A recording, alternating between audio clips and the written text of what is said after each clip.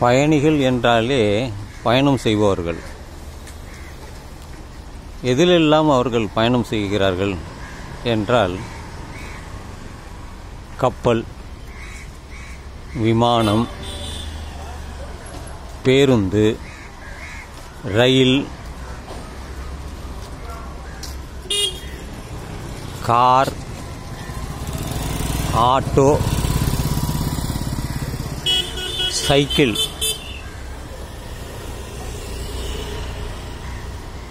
இதுபோல வாகனத்தில்தான் எல்லோருமே பயணம் செய்கிறார்கள்.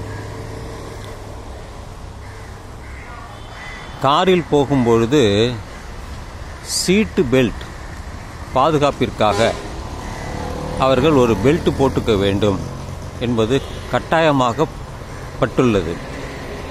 Seat belt. பேருந்தில் பாதுகாப்பாக சீட் பெல்ட் யாரும் கொடுப்பதில்லை. அதற்கு பதிலாக அந்த நுழைவு வாசல் அல்லது இறங்குற வழி, அந்த இரண்டு வழியிலுமே கதவு போட்டு மூடி வைத்துள்ளார்கள். யாரும் இறங்காத வழி அல்லது ஃபுட்போர்டு, அது பயணம் செய்யாத தடுப்பதற்காக அதை வைத்துள்ளார்கள்.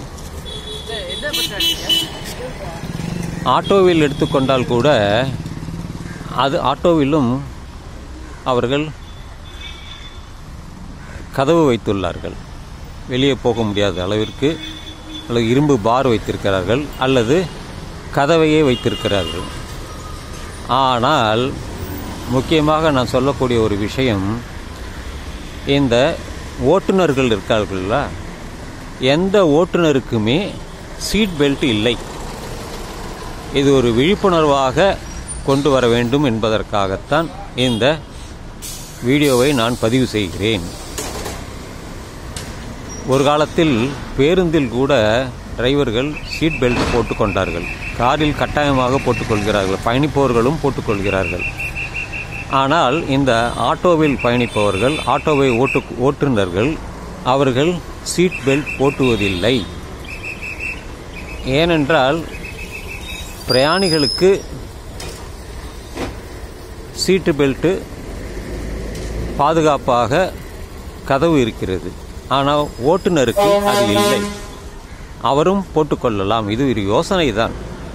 இது அரசாங்கம் செய்யுமா செய்யாதா அல்லது அவர்கள் தெரிந்து பண்ணுவார்களா என்று எனக்கு தெரியாது. ஆனால் இது ஒரு யோசனை தான். ஓட்டுநருக்கும் சீட் பெல்ட் அவசியம். அதை வலியுறுத்த வேண்டும் என்பதற்காகத்தான் இந்த பதிவே. ஏற்றுக்கொள்வார் இருப்பார்கள், மறுப்பார்களும் இருப்பார்கள். இது யோசனை தான். இந்த யோசனை சரி என்றால் உங்கள் கருத்துக்களை தெரிவிக்கலாம்.